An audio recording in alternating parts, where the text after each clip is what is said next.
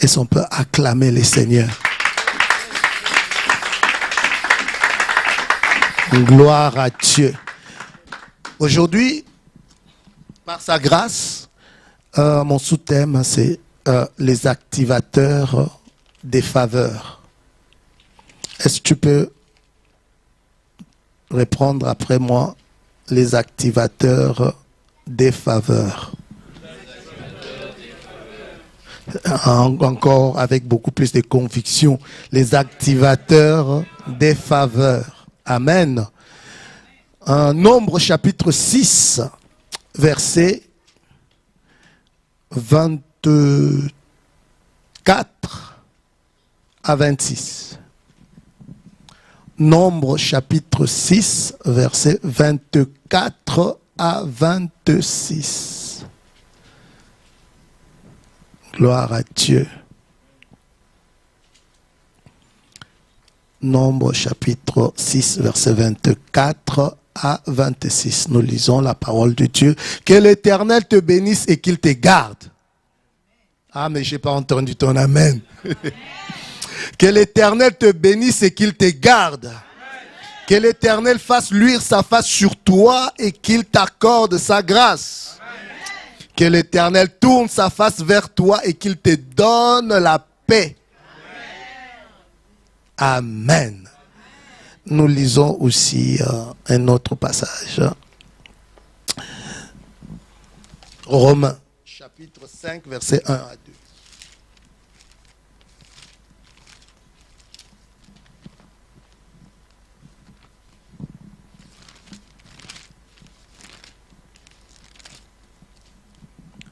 Romains, chapitre 5, versets 1 à 2.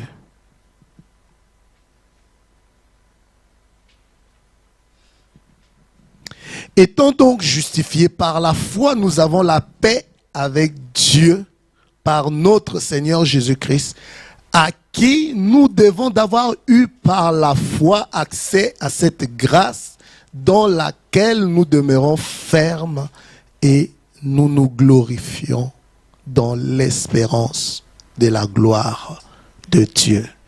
Nous acclamons la parole de Dieu.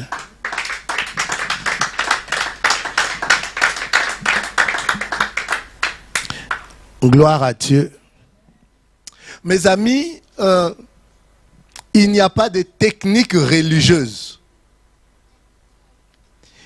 Il n'y a pas de technique spirituelle pour pousser ou forcer la main de Dieu. Pour pousser ou forcer Dieu d'agir. Il n'y en a pas. Vous savez, on peut croire que prier force la main de Dieu d'agir. Mais il n'en est rien du tout. Je dis, il n'en est rien du tout. Il ne s'agit pas pour nous de nous sentir obligés de faire quelque chose. Ou toutes sortes d'œuvres pour motiver ou pour convaincre Dieu de faire quelque chose, d'intervenir dans nos affaires, d'intervenir dans nos vies. Mais il s'agit de croire et de recevoir. Je dis, il s'agit de croire et de recevoir. Si on n'est pas libre dans un quelconque domaine, cela veut dire qu'on ne connaît pas la vérité dans ce domaine. Jésus, notre Seigneur, a dit dans Jean chapitre 8, verset 32, « Vous connaîtrez la vérité et la vérité vous affranchira. La vérité vous rendra libre. » Nous devons apprendre à nous reposer sur les réalités de Christ. À nous reposer sur Christ. Voilà pourquoi beaucoup nous sommes fatigués, nous sommes découragés. Beaucoup, en fait, on est prêt à abandonner. disons-nous la vérité. Surtout les gens qui sont restés longtemps à l'église. Ça devient comme un poids. Mais la vie chrétienne ne peut pas être un boulet. La vie chrétienne ne peut pas être un poids. La vie chrétienne, c'est un plaisir. Alléluia. C'est une vie d'identification à Christ. La vie chrétienne, ce n'est pas de la religion du tout. Nous n'avons pas à supplier Dieu à nous bénir. Mais que ne voyons-nous pas? On rentre en retraite, on supplie. Bénis-moi, bénis-moi, papa, tu m'as oublié et tout. Non, nous n'avons pas à supplier Dieu à nous bénir ou à agir en notre faveur. Ce dont nous avons besoin, c'est de la grâce et de la vérité. Et Dieu lui-même, il dit, mon peuple est péri ou mon peuple est détruit par manque de connaissance. Alléluia. Jésus est venu avec la grâce et la vérité. Jean chapitre 1, verset 17, si je ne me trompe pas. Jean chapitre 1, verset 17.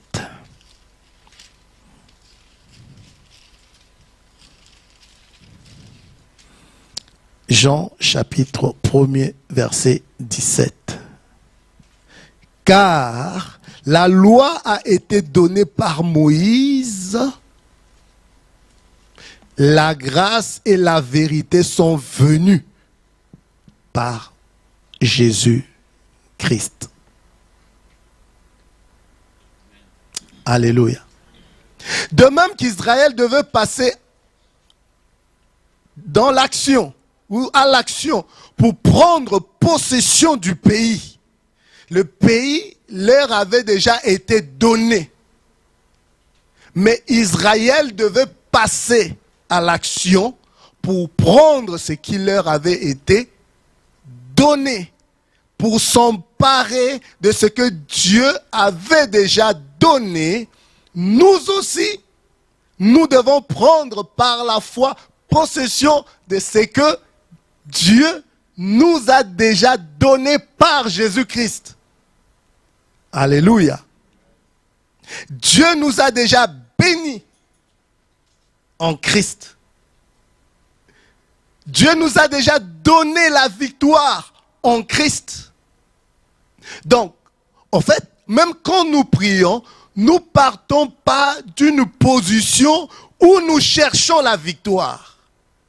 Nous devons partir d'une position où nous sommes dans la victoire. Si réellement nous sommes en Christ, nous avons déjà la victoire. Dieu nous a déjà donné la victoire.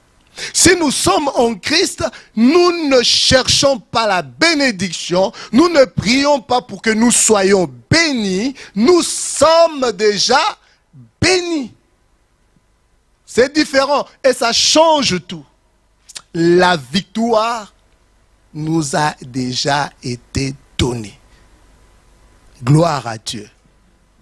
Jean chapitre 16, verset 33, Jésus-Christ dit, prenez courage, j'ai vaincu le monde. Alléluia. Il leur dit, prenez courage, j'ai vaincu le monde. Or, la victoire qui triomphe du monde, c'est quoi? C'est notre foi. Jésus a déjà vaincu le monde. Il dit, prenez courage, j'ai vaincu le monde. Donc, il faut tout simplement manifester la foi pour que cette victoire puisse paraître, si je peux dire, dans notre expérience. Mais vous voyez, mais Jésus, là même dans Jean, il parle de la victoire qu'il a vaincu le monde alors qu'il n'était pas encore allé à la croix. Il n'était pas encore mort là. Il leur dit, prenez courage, j'ai vaincu le monde. Mais comment est-ce que Jésus a vaincu le monde? Alléluia. Jésus a commencé à vaincre Satan sur la terre. Hein? Alléluia. Il l'a vaincu comment? Par la parole. Il a vaincu aux tentations de l'ennemi comment? Par la parole. Et comment est-ce que Jésus a vaincu le monde? C'est par la parole. Les paroles remplies de foi. Donc de la même manière que Jésus a triomphé des tentations de Satan, nous aussi, par la même manière, par les paroles pleines de foi, nous pouvons triompher dans notre expérience. Alléluia. De la même manière, Jésus a vaincu, nous aussi nous pouvons vaincre. Parce que nous sommes déjà victorieux, nous sommes déjà triomphants. Nous ne cherchons pas la victoire. Nous pouvons triompher des accusations. Alléluia. De la même manière, Jésus a vaincu le monde par les paroles remplies de foi. Donc, il ne s'agit pas pour nous de nous sentir obligés de faire toutes sortes d'œuvres pour motiver Dieu à nous délivrer ou à nous bénir. Christ a déjà tout accompli. Dieu nous a déjà tout donné en Christ. Ça, il faut le savoir. Il faut la foi pour saisir tout ce que Dieu nous a donné en Christ. La foi ne saisit que ce que la grâce a rendu disponible. Alléluia. La foi s'empare de ce que Dieu a déjà fait. La foi, c'est ta réaction face à la révélation de Dieu. Ce que Dieu a déjà fait, il ne le fera plus jamais. Quelles que soient tes pleurs, quelles que soient tes lamentations, Dieu ne le fera pas. Jésus ne viendra plus mourir une seconde fois à la croix. Il est déjà mort une fois pour toutes, il est ressuscité. La mort n'a plus aucun pouvoir sur lui. Et en lui, nous avons une rédemption éternelle. Dieu nous a tout donné en Christ. Sa divine puissance nous a donné tout ce qui contribue à la vie et à la piété. La foi s'empare de ce que Dieu a déjà fait. Parce que des fois, on se dit, ben, j'ai la foi. Mais tu as la foi en quoi? La foi s'appuie toujours sur quelque chose. La foi a un soubassement. La foi, c'est voir l'invisible. C'est parce que les promesses de Dieu ne sont pas visibles à l'œil nu. Cela est d'ordre spirituel. Donc la foi voit l'invisible. Et ce n'est que cet invisible-là, au fait, que la grâce a pourvu que la foi s'empare pour que cela se manifeste dans notre condition. Alléluia. Donc, nous devons croire et commencer à nous reposer sur ce que Dieu a déjà fait, sur ce que Jésus a déjà accompli pour nous. Donc, croire, nous reposer sur ces choses-là et agir en conséquence. Il est vrai que Dieu a tout fait pour nous en Christ, mais nous devons travailler. Mais le travail ici consiste en quoi? Le travail ici consiste en renouveler tout simplement notre intelligence et à libérer notre foi. Le travail consiste à renouveler notre intelligence, croire ce que Dieu a fait et agir en conséquence. Et nous verrons le résultat. Est-ce qu'on peut acclamer le Seigneur?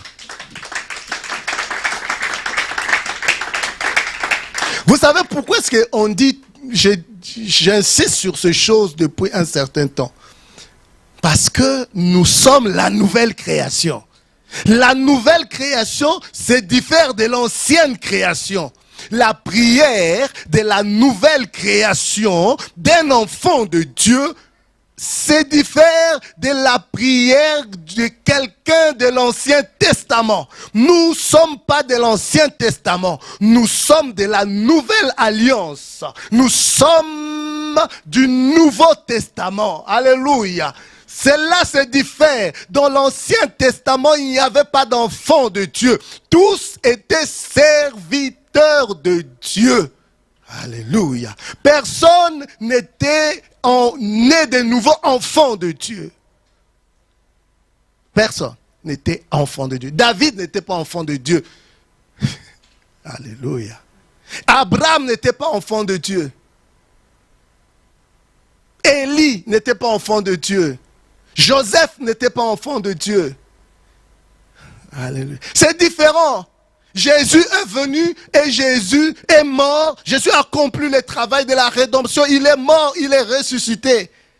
C'est différent. Donc avant la croix et après la croix, c'est différent. Ce n'est plus la même personne. Et nous sommes des ministres de pas de l'ancienne alliance. Nous sommes des ministres du Nouveau Testament.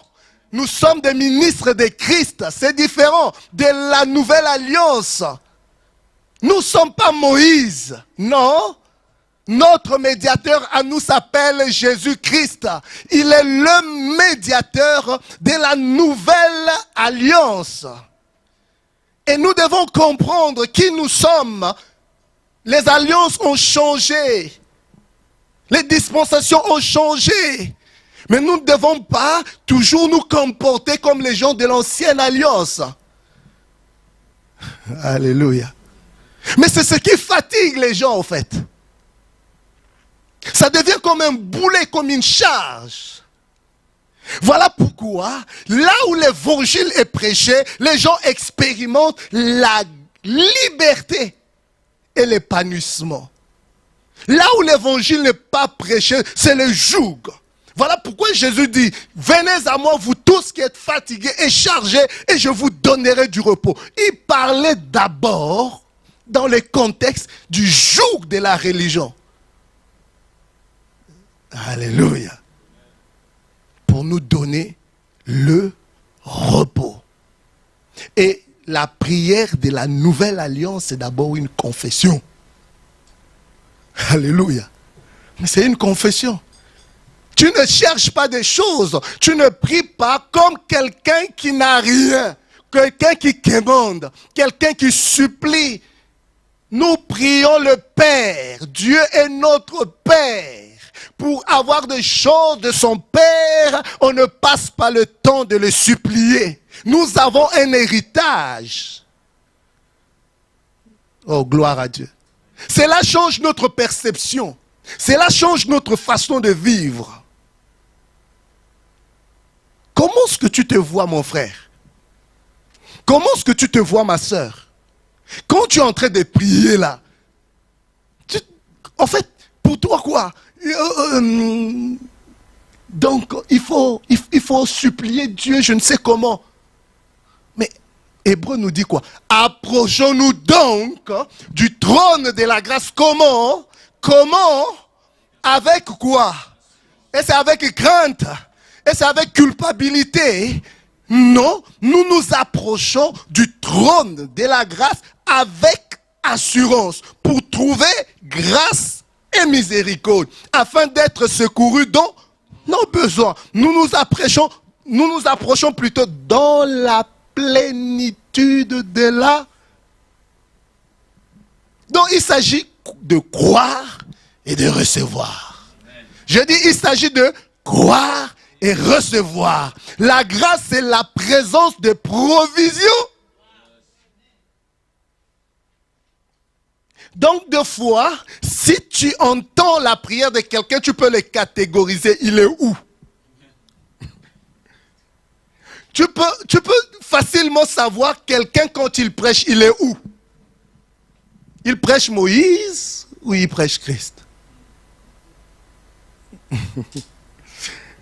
Alléluia. En raison de l'œuvre parfaite accomplie de Jésus sur la croix, nous avons la paix avec Dieu. Oh, ça j'aime. C'est le passage que nous avons lu. les conséquences de la justification. On nous dit ainsi par la foi, justifiés par la foi, nous avons la paix avec Dieu. Romains chapitre 5. On nous dit nous avons la paix avec Dieu. Tu pries comme quelqu'un qui a la paix avec Dieu ou comme quelqu'un qui est ennemi de Dieu.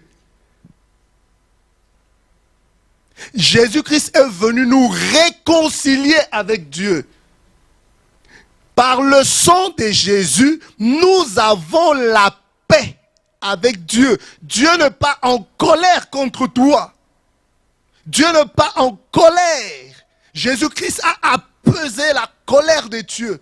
Les exigences de Dieu ont été satisfaites. Dieu n'est plus en colère contre nous. Nous avons la paix avec Dieu. À la nouvelle naissance, nous faisons l'expérience de la paix avec Dieu. Si tu es né de nouveau, là, quand fus né de nouveau, tu as fait l'expérience de la paix avec Dieu. Avant, nous étions ennemis de Dieu. Maintenant, nous avons la paix avec Dieu par Jésus-Christ. Une fois nés de nouveau, justifiés par le sang de Jésus, nous avons la paix avec Dieu. Nous ne devons plus nous inquiéter d'autre chose. Parce que nous avons la paix avec Dieu. Nous ne sommes pas en colère. Dieu n'est pas en colère contre nous. Nous ne sommes plus ennemis de Dieu. Nous sommes ses enfants, gens de sa maison. Mais jour après jour, nous avons besoin de la paix de Dieu. Nous n'avons plus besoin de la paix avec Dieu. Nous avons besoin de la paix de Dieu. Alléluia. Et c'est ce repos tranquille, indépendant des circonstances. C'est ça, la paix de Dieu. Le repos tranquille, indépendant de circonstances. Donc, cela ne dépend pas des circonstances. Tu peux te retrouver face aux circonstances difficiles. Les mers peuvent être houleuses. Les gens peuvent s'opposer contre toi. Tu peux ne rien avoir dans ta poche. Tout le monde panique. Tout le monde est troublé. Mais toi, tu as la paix. Et cette paix ne s'explique pas. Voilà pourquoi on dit, et la paix de Dieu qui surpasse toute intelligence gardera vos cœurs et vos pensées en Jésus-Christ. Ce n'est que cette paix-là qui peut te garder focalisé sur le Seigneur quand les circonstances deviennent difficiles, quand l'adversité est là. Alléluia. Quand tout le monde panique à gauche, à droite, oui, ils ont des raisons de paniquer parce que la situation n'est pas bonne. Mais toi, malgré que la situation ne soit pas bonne, tu es en paix. Et des fois, on peut te poser la question, mais toi, toutes ces choses-là ne te disent absolument rien. Tu ne paniques pas. Vous voyez comme Jésus ne paniquait pas. Il avait la paix de Dieu. Il avait la plénitude de la paix de Dieu. Il ne paniquait pas, même face à Pilate. Alléluia. Pilate dit, oh mon gars, tu sais que je peux te relâcher. J'ai l'autorité, j'ai le pouvoir de te relâcher. Jésus-Christ lui dit, oh, calme-toi. Tu n'as aucun pouvoir sur moi, aucune autorité sur moi. Si ce n'est que l'autorité qui t'a été donnée. Jésus ne paniquait pas. La seule fois où on a vu Jésus troublé, c'est à l'idée de la séparation avec Dieu. Mais mes amis, si tu es enfant de Dieu, rien ne pourra plus jamais te séparer de l'amour de Dieu. Alléluia. Là, Jésus a paniqué. Pourquoi? À l'idée d'être séparé avec son Père. Il est sorti du Père. Il a toujours vécu d'éternité avec son Père. Mais là, à l'idée de devenir péché, et puisqu'il deviendra péché, il va se séparer de son Père. C'est là où, oh, alléluia. Mais toi et moi, rien ne pourra nous séparer de l'amour de Dieu. Dieu nous aime d'un amour inconditionnel. Dieu nous aime d'un amour éternel. Dieu nous aime d'un amour invariable. Rien, plus rien ne peut nous séparer de l'amour de Dieu. Épée, péril, oui, ange, démon, je ne sais pas, puissance ou quoi que ce soit. Rien ne peut nous séparer de l'amour de Dieu manifesté en Jésus-Christ, notre Seigneur. Donc, il peut y avoir des troubles, il peut y avoir des défis, mais nous pouvons traverser des crises majeures même, mais on est dans le repos. Alléluia. On est dans la paix. C'est un esprit en repos dans toutes les circonstances variables de la vie. Mais ton esprit est en repos. J'aimerais que tu rentres dans ce repos-là. Alléluia. Parce que tu es enfant de Dieu. Mais c'est le résultat de la communion avec le Saint-Esprit. Et c'est le Saint-Esprit qui va manifester cette paix en nous. Plus tu es en communion avec le Saint-Esprit, plus cette paix se manifestera dans le cœur. Oh, j'aimerais voir chaque jour la manifestation de cette paix. Oh, j'aimerais voir cette paix grandir en moi. Dans ce monde trouble, j'aimerais voir cette paix grandir en moi. Alléluia. Cette paix est déjà en moi, cette paix est déjà dans mon esprit, mais je dois grandir dans cette paix. Il faut que cette paix puisse se manifester. C'est comme la maîtrise de soi. J'ai déjà la maîtrise de soi, mais il faut que je grandisse dans ces choses-là. Alléluia. Oui, le but ultime de Dieu dans nos vies, c'est de nous amener à la ressemblance à Christ. C'est à quoi Dieu travaille. C'est pas d'abord la satisfaction de nos désirs personnels. C'est la ressemblance à Christ. C'est que Christ soit pleinement formé en nous. Alléluia. Ce n'est pas aller chercher des bénédictions. Ce n'est pas aller chercher des impositions de main. Aspirer à ce que Christ soit pleinement formé en nous. Alléluia. Christ, au fait, il n'avait peur de rien. Alléluia. Parce que il savait qu'il était aimé. Il savait que toute chose était à lui. Mais en Christ, toutes choses aussi sont à nous. Pourquoi t'inquiéter? On est en train de parler du repos. Pourquoi faire beaucoup de soucis? Jésus a montré l'inutilité et la futilité des soucis. Les soucis peuvent nous amener beaucoup de maladies. Les soucis font vieillir. Alléluia. Mais la paix de Dieu nous rajeunit. Aspirez à la paix de Dieu. Amen. Nous avons la paix de Dieu en nous. Nous avons la paix avec Dieu aussi. La paix avec Dieu, nous avons la paix avec Dieu en étant déclarés justes, justifiés par le sang de Jésus le Christ. Sur base de ce que Christ a fait. Écoutez, je suis en train de mettre les bases. Notre passé a été résolu. J'aimerais te dire, le passé est pris en charge. La culpabilité, la condamnation, c'est du passé, au fait. Dieu ne nous condamne pas. Dieu ne nous juge pas. Alléluia. Culpabilité des côtés. Condamnation des côtés. Notre passé est pris en charge. La culpabilité mise de côté. La condamnation mise de côté. Nos péchés ont été remis.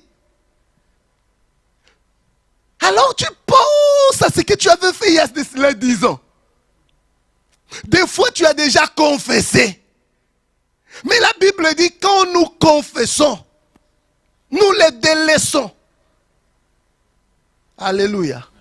Il est juste et fidèle. On dit il oublie même. Et il ne s'en souvient plus. Mais pourquoi te souviens-tu toujours des fautes passées? Pourquoi te souviens-tu de ce que tu as fait dans le passé? Quoi que tu as fait, Dieu a oublié. En fait, si Dieu a oublié, même si une autre personne vient te rappeler ce que tu as fait il y a cela 10 ans, qu'est-ce que cela fait? Alléluia. Tous nos péchés ont été remis. Quand on parle de la rémission de péché, c'est remettre le péché. Hein? C'est pas pardonner le péché. Pardonner, remis, c'est-à-dire enlever. Si tu avais une dette, on a dit on a remis la dette. Ça veut dire quoi?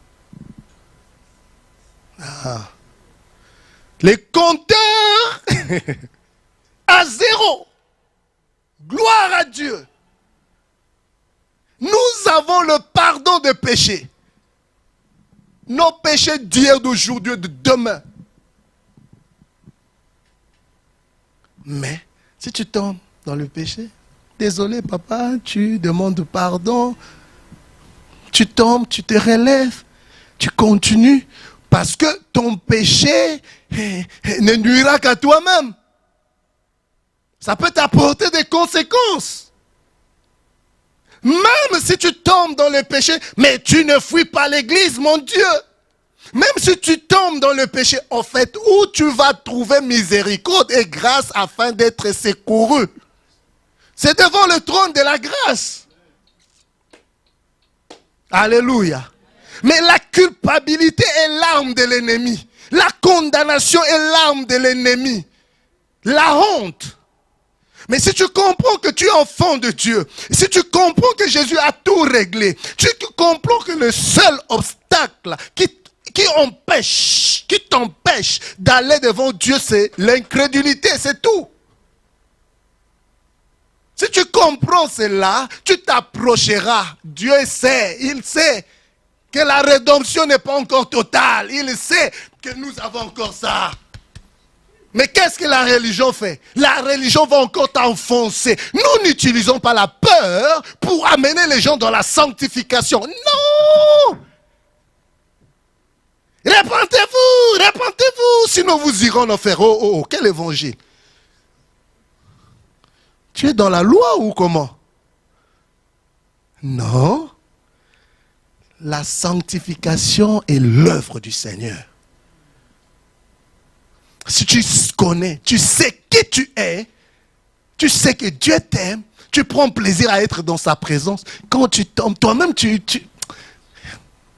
Alléluia. Comme toi-même, comme on dit que nous ne péchons pas. Celui qui est né de Dieu ne pêche pas. Alléluia. Pourquoi? Parce que la sémence de Dieu est en... Alléluia. Comment est-ce que tu peux rester toute une semaine? Tu sais très bien que tu as fait quelque chose de mal. Non. Surtout quand on vient dans le Seigneur, on a tendance à nous examiner. Quand tu tombes, tu te réveilles, tu tombes, tu ne veux pas. On m'a raconté une histoire quand j'étais en Afrique d'une jeune fille, au fait, qui vraiment aimait le Seigneur et tout. Mais il y a un jeune garçon qui l'embêtait, qui l'a dragué tout le temps là. Après, un jour, elle dit à ce garçon, tu sais, tout ce que tu veux là, tu ne l'auras pas. Pourquoi? Parce que je ne veux pas, non, pas décevoir. C'est lui qui m'aime trop pour te faire plaisir. Non, parce que je l'aime. Il dit parce que je l'aime. Je ne veux pas le faire parce que je... Alléluia. Si nous arrivons à un endroit où nous ne pouvons pas faire des choses parce que nous aimons Jésus, là, vraiment, nous avons grandi. Mais ce n'est pas parce que quelqu'un te dit, ne fais pas, ne fais pas, ne fais pas, ne fais pas, ne fais pas. Et plus on nous parle, ne fais pas, ne fais pas, ne fais pas, plus on le fait davantage. Ah oui, oui, oui. Vous là, vous ne faites que forniquer, forniquer. Dans l'église, la fornication. Mais ça va amener quoi? La peur. Ou bien ça va amener l'incrédulité. Ou bien quand on tombe, on dit, ah bon, mais de toute façon, je suis faillible, hein, laisse-moi faire ça. C'est déjà bon. Alléluia. Mais si l'amour de Dieu est dans ton cœur, comment tu peux faire du mal à quelqu'un que tu aimes?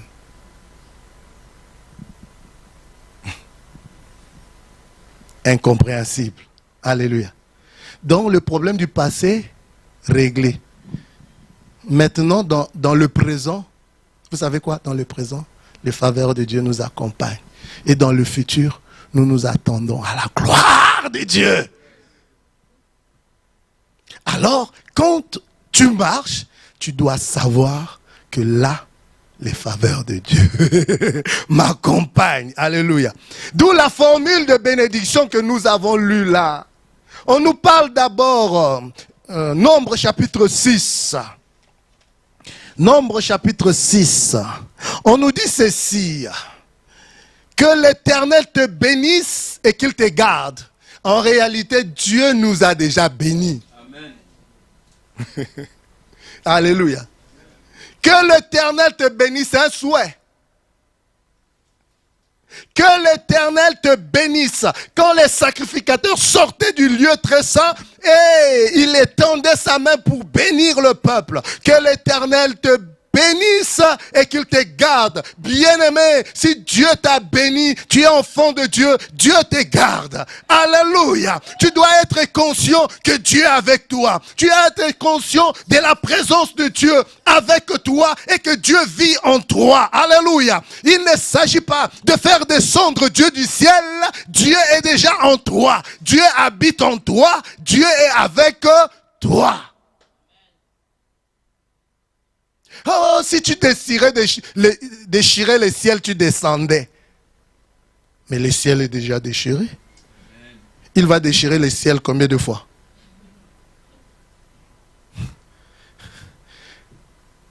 Alléluia. Quand il expira la terre, l'obscurité. Alléluia. Tout a basculé. Il est mort, il est ressuscité. La mort et la résurrection de Jésus, c'est la déchirure du ciel. Le ciel est déjà déchiré. Le centre de commandement des cieux se trouve maintenant sur la terre. Voilà pourquoi il a dit, tout ce que vous lierez sur la terre sera délié dans les ciels, et tout ce que vous délierez sur la terre sera délié dans les ciels. Oui, on chante cela. Ce que nous voulons, c'est la manifestation du ciel ouvert. On chante cela. Ça paraît beau, mais le ciel a déjà été déchiré. Quand tu pries Dieu, si tu déchirais le ciel, mais Dieu ne comprend pas. Mais mon fils est déjà mort, hein? Le ciel a été déchiré. Il va mourir combien de fois? Oh, gloire à Dieu. Oh, gloire à Dieu. Et il dit encore que l'Éternel fasse luire sa face sur toi et qu'il te donne sa grâce. En Christ, nous avons été acceptés. En Christ, nous avons déjà trouvé grâce. Gloire à Dieu. Je dis, en Christ, nous avons déjà trouvé grâce. L'Éternel fasse luire sa face sur toi. Vous voyez, l'adoration, c'est quand nous regardons à Dieu. Mais la grâce, quand Dieu incline ses regards vers nous. Alléluia. C'est ça ce qu'on appelle grâce. Vous voyez, Marie dit quoi? Dans Luc chapitre 1, verset 46 à 48. Luc chapitre 1, verset 46 à 48. Marie dit une chose. Elle dit ça. Elle dit ceci. Luc chapitre 1, verset 46 à 48. Et Marie dit, mon âme exalte le Seigneur et mon esprit se réjouit en Dieu mon Sauveur, parce qu'il a fait quoi? Il l'a jeté sur les yeux, sur la bassesse de ça. Il a fait quoi? Il a jeté les yeux, c'est-à-dire il a jeté ses regards, il a tourné ses regards, il m'est favorable. Alléluia. Ça, c'est la grâce. La grâce, c'est la présence de Dieu. La grâce, c'est la présence de faveur. La grâce, c'est la présence de soutien. La grâce, c'est la présence de l'assistance de Dieu. Quand Dieu t'est favorable, alléluia. Quand tu trouves grâce, la présence de Dieu t'accompagne. Dieu te défend. Dieu t'assiste. Dieu pourvoit tes besoins. Alléluia. Quand tu trouves grâce, il y a des faveurs de Dieu qui t'accompagnent. Non seulement les faveurs de Dieu, mais aussi des faveurs des hommes. Parce que, en fait, la bénédiction passe toujours par un homme. Par un homme, la bénédiction passera. Donc, quand tu trouves grâce auprès de Dieu, les faveurs des hommes aussi t'accompagnent. Alléluia. Quand Dieu approuve le voie d'un homme, il dispose favorablement à son égard même. Alléluia. Oh, gloire à Dieu. Marie a trouvé grâce. Et Marie a réalisé l'impossible. La puissance de Dieu est venue.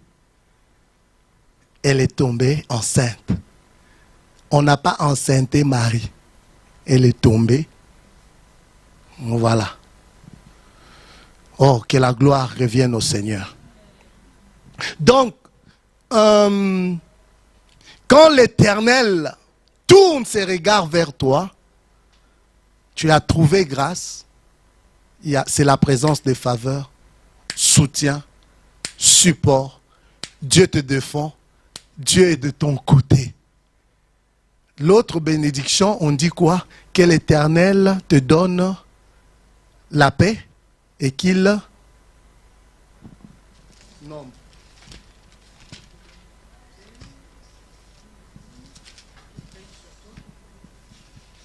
Mais lisons en Deutéronome chapitre 6. Nombre plutôt, chapitre 6. Que l'Éternel veille sur toi et t'accorde sa paix. Que l'Éternel veille sur toi et t'accorde sa paix. Gloire à Dieu. Donc, en Jésus-Christ, en fait, nous avons déjà trouvé grâce et les faveurs de Dieu nous accompagnent. Nous avons déjà des faveurs de Dieu. Mais il est une chose à voir des faveurs de Dieu, c'en est une autre de manifester des faveurs de Dieu. Voilà pourquoi nous devons apprendre comment activer les faveurs de Dieu. Est-ce qu'on peut acclamer le Seigneur?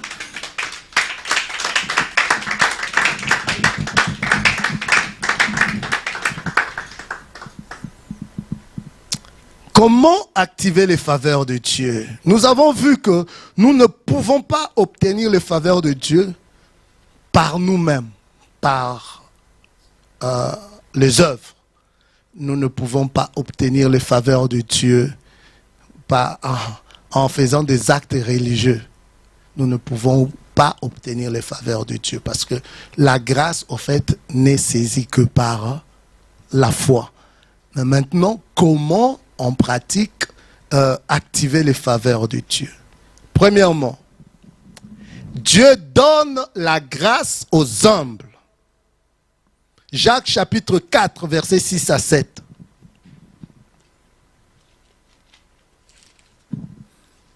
Jacques chapitre 4, versets 6 à 7.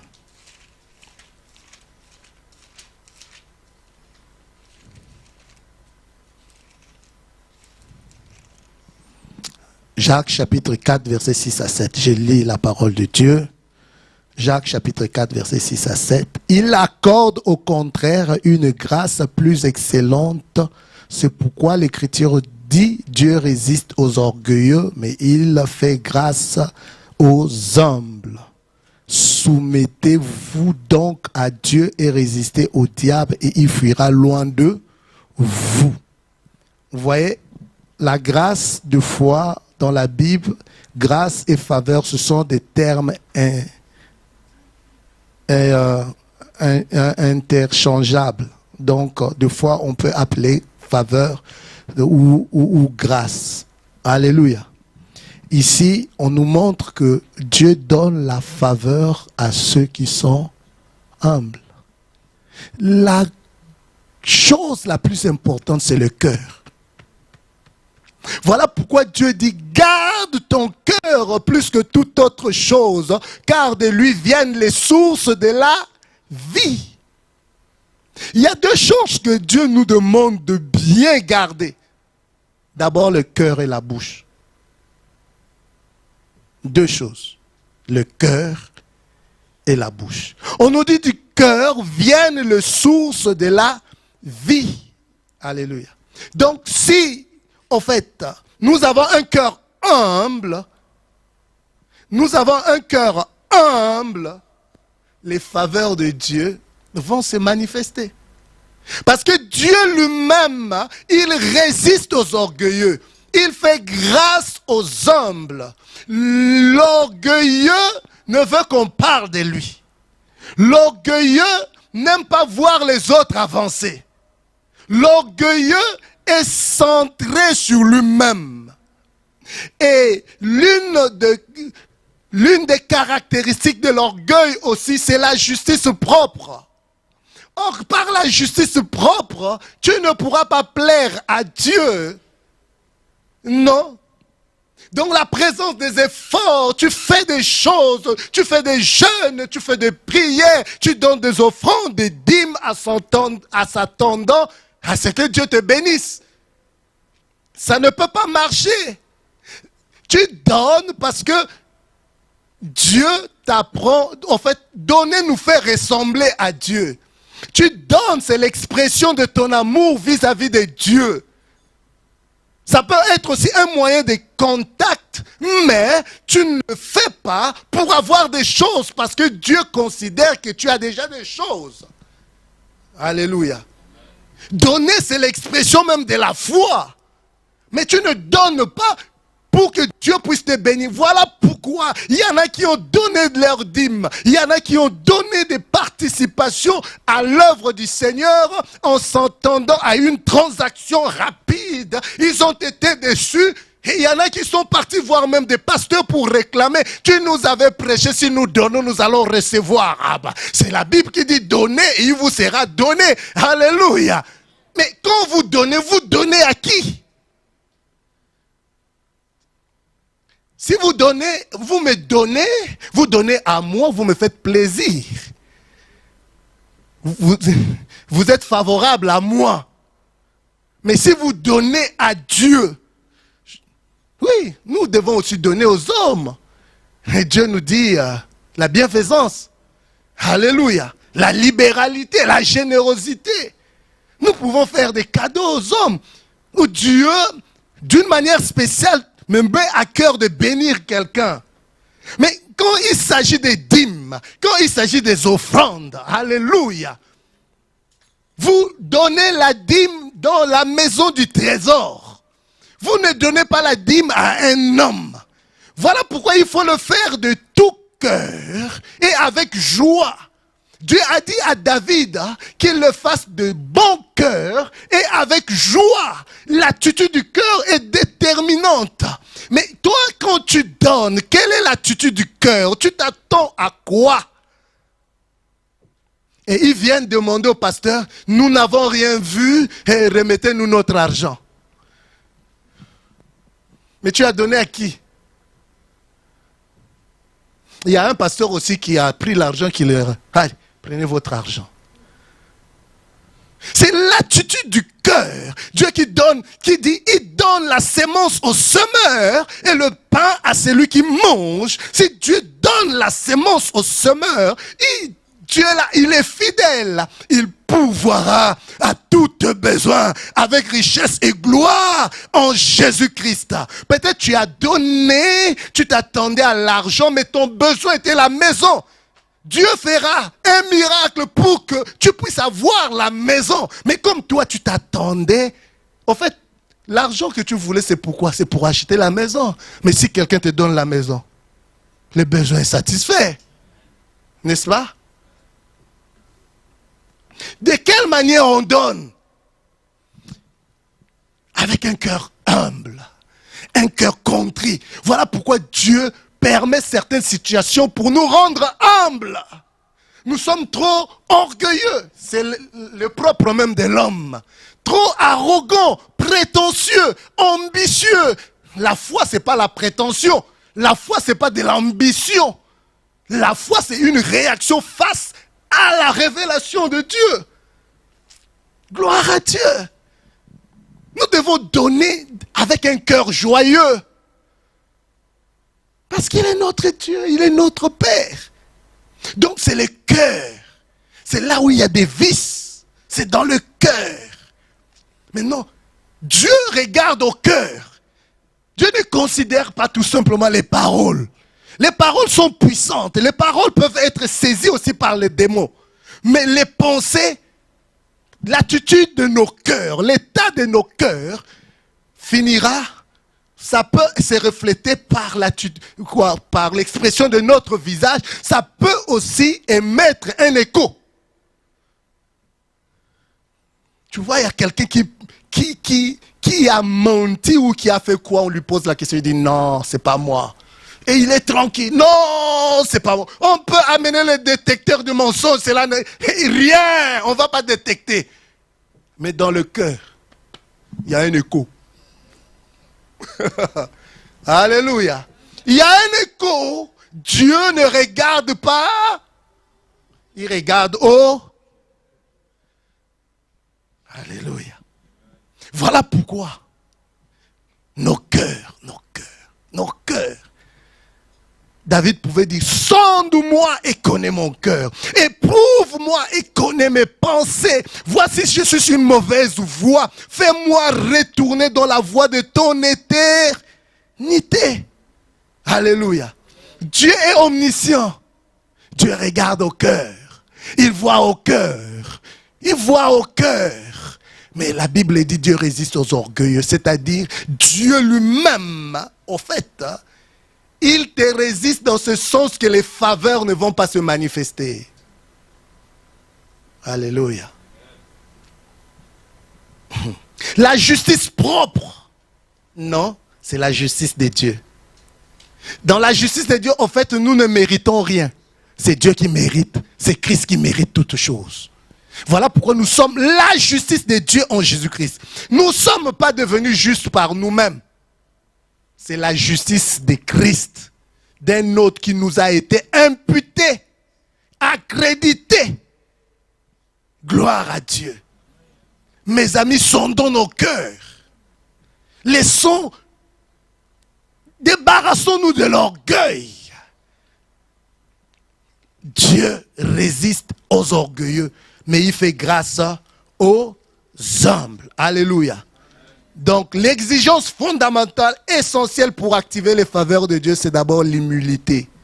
Avoir un cœur rempli d'humilité, rempli de foi, nous attire les faveurs de Dieu. Le cœur n'attire seulement le faveur, non pas seulement le faveur, mais aussi permet de les garder. Tout ce que nous recevons de Dieu, les gestionnaires de tout ce que nous recevons, c'est notre cœur.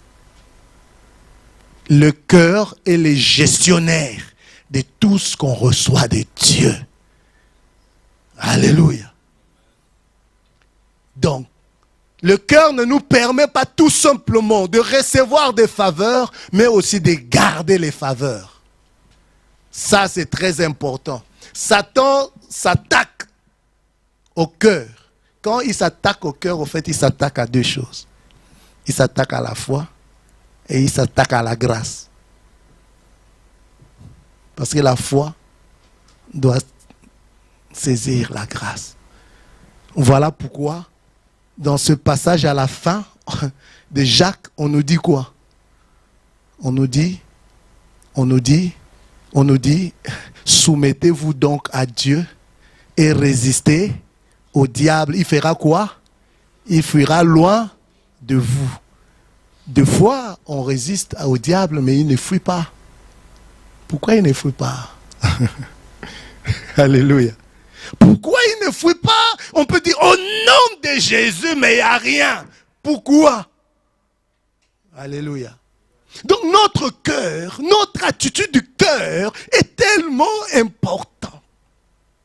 Nous devons apprendre à garder nos cœurs de la rancune, de la jalousie, du non-pardon, du ressentiment. Nous devons apprendre à garder notre cœur, à vider notre cœur de toutes ces mauvaises dispositions qui gardent les gens cloués au sol. Oh, gloire à Dieu. Satan essaiera toujours de nous éloigner de deux choses, de la grâce et de la foi, pour que nous marchions par la vue et par notre propre force. Quand nous commençons à marcher par la vue et par notre propre force, la grâce n'est plus agissante. Parce que la grâce commence là où les capacités humaines prennent fin. Si tu te crois fort, si tu te crois puissant, si tu te crois capable, la grâce n'est pas pour toi. Bien sûr que la grâce, c'est la présence des faveurs, mais aussi de la force. Paul pouvait dire, je puis tout par Christ qui me fortifie. Et il pouvait dire aussi, ce que je suis devenu, c'est par la grâce de Dieu que je suis devenu. Voilà pourquoi nous ne pouvons pas nous faire valoir que, voilà, tout ce que j'ai reçu là est fort pour ça. Hein? Qui donne la force d'acquérir les richesses? Voilà pourquoi nos paroles peuvent nous disqualifier. Oh, gloire à Dieu. Donc le diable attaquera toujours deux choses pour nous sortir du repos.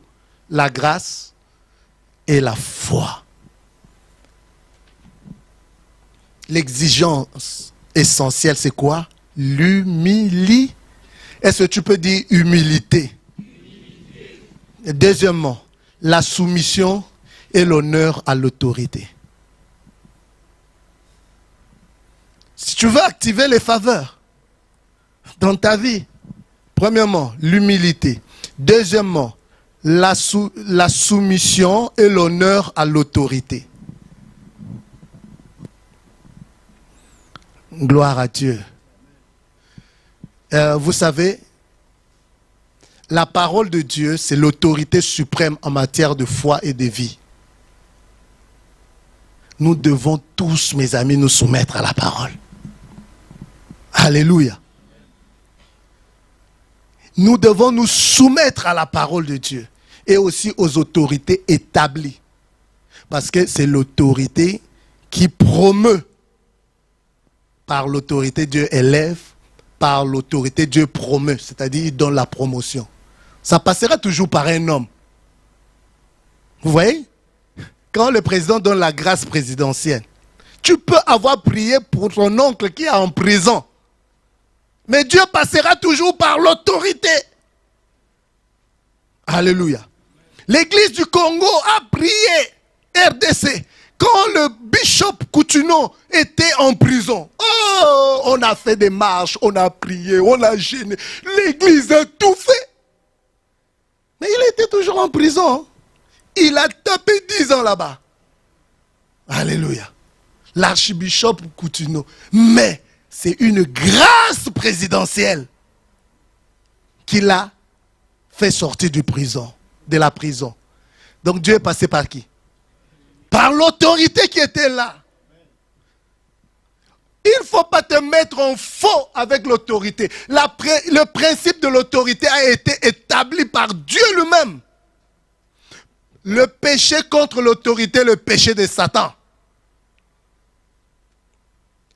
Donc si tu veux de faveur, libérer les faveurs, Dieu passera toujours par un homme. Dieu passera par un homme pour t'élever. Tu te mets en faux avec ta directrice ou ton directeur au boulot. Tu te mets en faux avec ton directeur là-bas. Tu veux monter. Fais-toi petit. Humilité. Même il parle. Si tu trouves la faveur de cette autorité-là, il t'élève. Oh, gloire à Dieu. Est-ce qu'on peut acclamer le Seigneur? Troisièmement, la fidélité. Prenez le passage, Psaume chapitre 18, verset 26, Matthieu chapitre 25, verset 21. Psaume chapitre 18, verset 26, Matthieu chapitre 25, verset 21. Pasteur, on peut lire Psaume chapitre 18, verset 26.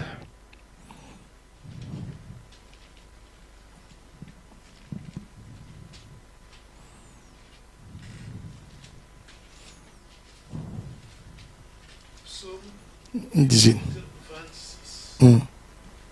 Avec celui qui est bon, tu te montres bon. Avec l'homme droit, tu agis selon la droiture. Avec celui qui est bon, tu te montres. Mais Dieu est toujours bon. Est-ce que Dieu n'est pas bon? Mais comment est-ce qu'il va se montrer bon? Alléluia. Avec celui qui est droit, tu agis selon sa droiture. Mais avec celui qui est pervers, tu agis selon sa perversité. Alléluia.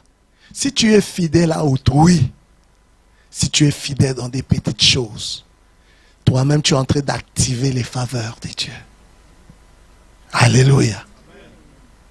Amen. Tu es fidèle. On t'a confié une tâche. Même peut-être tu dis que c'est quoi ça? Mais sois fidèle. Il y en a qui ont commencé à porter la mallette de leurs pasteurs qui sont devenus des grands archibishops aujourd'hui. Il y en a qui ont commencé à laver les toilettes qui ont bâti des grandes églises aujourd'hui. La fidélité aux petites choses. Si tu n'es pas fidèle à autrui ou aux petites choses, en fait, les faveurs là, c'est un peu difficile. Hein? Tu peux prier. Oh, nous on prie, nous on jeûne, nous on voit rien. Papa, Dieu est fidèle. Donc regarde à toi-même. Donc s'il y a quelqu'un qui peut mentir, hein, ou s'il peut y avoir une faute, ce n'est pas auprès de Dieu. Hein. Mes amis, nous devons respecter l'intégrité de Dieu. Dieu est parfait. Si ça ne va pas, ce n'est pas Dieu. Si ça ne va pas, c'est nous. Alléluia. Oh, je n'avance pas. Oh, dans cette église, on me met des cales, on me bloque. Personne ne te bloque, mon Dieu. Si Dieu dit que c'est toi, alors ajuste-toi tout simplement. Et les faveurs de Dieu vont se manifester. Quatrièmement, la sensibilité et l'obéissance à la voix de Dieu. On est en train de traiter de la voix de Dieu, de l'écoute. Donc là, au fait, il s'agit de l'écoute. Dans le livre des Proverbes, maintes fois Dieu est en train de dire, mon fils, écoute, écoute, écoute, écoute. La voix de Dieu. Au fait, l'obéissance à la voix de Dieu. Quand tu obéis, ça t'active des faveurs. La voix de Dieu, c'est différent de la parole de Dieu. Mais la voix de Dieu ne contredit pas la parole de Dieu. Mais la voix de Dieu est différente de la parole de Dieu. La voix de Dieu, c'est la compréhension que le Saint-Esprit te donne. C'est la lumière qui vient à toi. La voix de Dieu, c'est une parole précise qui t'est donnée. Que Dieu ouvre nos oreilles spirituelles. Autant que Dieu peut ouvrir nos yeux spirituels, il peut aussi ouvrir nos oreilles spirituelles. Que Dieu nous donne la sensibilité spirituelle.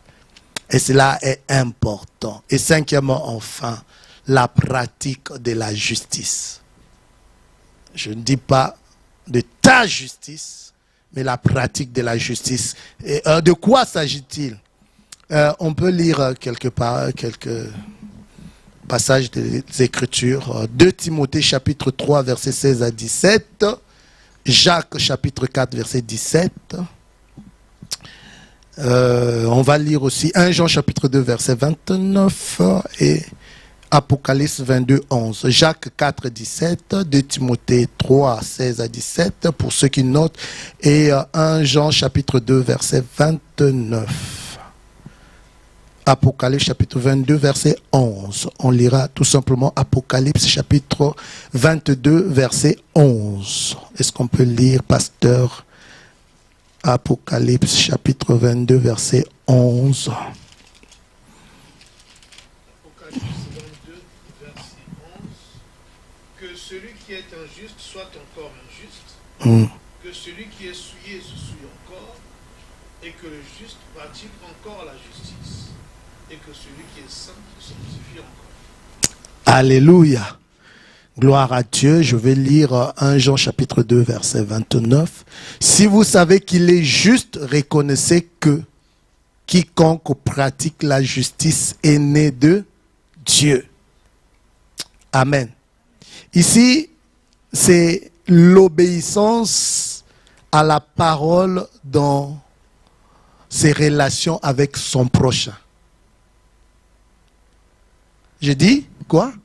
L'obéissance à la parole dans ses relations avec son prochain. Donc, qu'est-ce que la parole de Dieu nous dit en rapport avec notre prochain?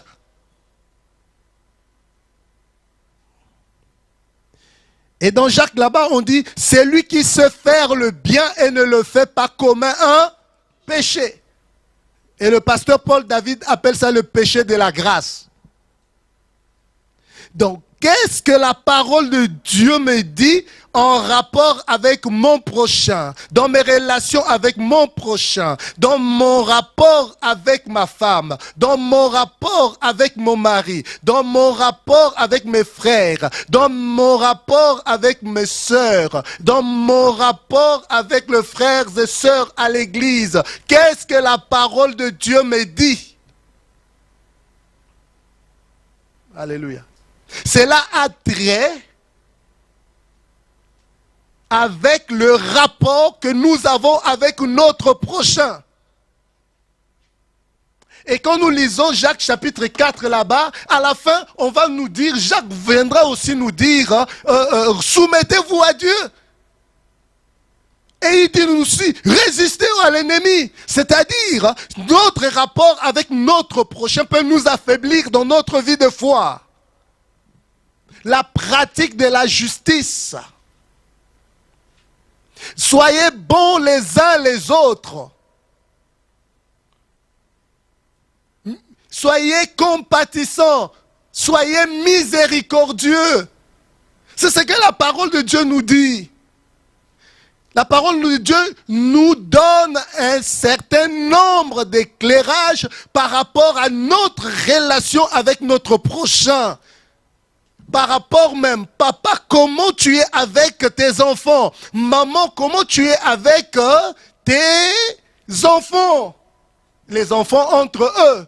mais nous sommes déjà enfants de Dieu. La pratique de la justice, c'est quoi? Que je dois obéir à ce que Dieu dit. Je dois me conformer à ce que Dieu dit. Voilà pourquoi nous devons considérer la parole de Dieu comme l'autorité suprême en matière de foi et de vie. Puisque la parole de Dieu dit, ce n'est pas une question de sentiments, ce n'est pas une question des émotions, c'est une question de se soumettre à la parole de Dieu. La parole de Dieu est d'ordre spirituel. Nous avons tendance à dire Dieu comprend, il va comprendre, Dieu ne comprend rien. Il ne comprend que le langage de sa parole. Si la parole de Dieu te dit, pour être bien avec ton frère, il faut demander pardon. Tu fais quoi? Hein? Et si tu ne demandes pas, ça va créer quoi? La relation risque de se briser. Dieu est plus sage que nous. Nous devons nous conformer à la parole de Dieu. Quand on parle de la pratique de la justice, c'est d'abord ça. Ce n'est pas notre justice à nous. Écoutez, je veux m'arrêter par là. Ils étaient tous dans l'arche, n'est-ce pas? Noé, sa femme et ses 8 fils. 8, non?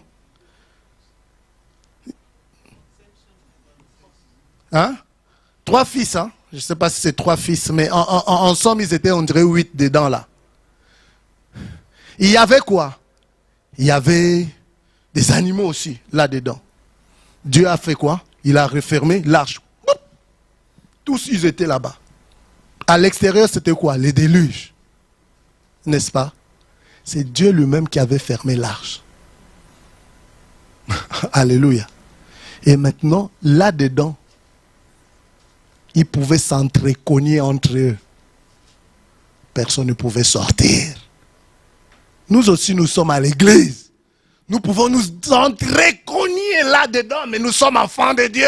Nous sommes déjà dedans. Nous sommes déjà dans l'arche. Alléluia. Nous n'allons pas sortir. Il est absurde que quelqu'un quitte l'église. Pourquoi? Parce que, en fait, on m'a critiqué. Papa, toi qui ne critiques pas les autres, nous tous, nous sommes des êtres faillibles.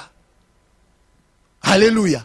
Mais quand on parle de la pratique de la justice, c'est en rapport avec, en relation avec notre prochain. Et nous devons nous soumettre à la parole de Dieu. Mes amis, si nous comprenons toutes ces choses, nous-mêmes, nous allons activer la faveur de Dieu. Vous n'avez jamais remarqué que pour d'autres, c'est comme si la faveur en question, pour certains, mais pour d'autres, c'est comme si la faveur, c'est difficile. Dieu ne ment pas. La parole de Dieu est la vérité. C'est à nous de nous conformer à la parole de Dieu et à faire ce que Dieu nous demande de faire. Il nous en a donné la capacité. Nous acclamons le Seigneur.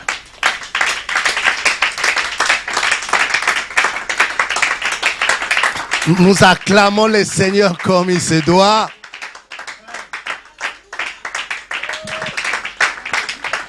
J'ai dit quoi? Premièrement, c'est quoi? L'humilité. Deuxièmement, la fidélité. C'est ça, non? La soumission à l'autorité. Troisièmement, la fidélité. Quatrièmement, la sensibilité ou l'obéissance à la voix de Dieu. Cinquièmement, la pratique de la justice.